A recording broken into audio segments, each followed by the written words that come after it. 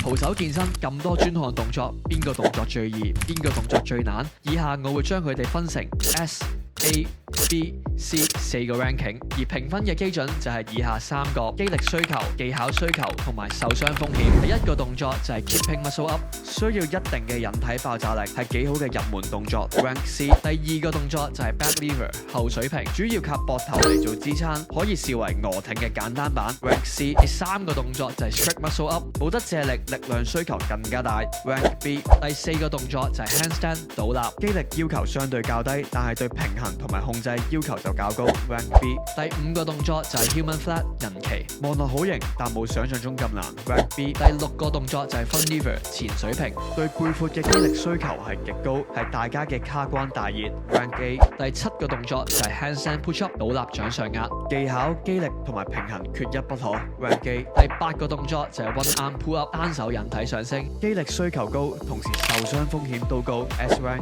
而最後壓軸登場嘅就係 planche 鵝挺，需要極強嘅肩膊力量，亦要一定嘅平衡，同時對手腕會造成極大嘅壓力，係我心目中最難嘅動作，絕對係 S rank。如果大家對以上某個動作嘅教學係有興趣，歡迎大家留言俾我哋知道，夠多人嘅話呢，我哋會拍一段 tutorial 嘅。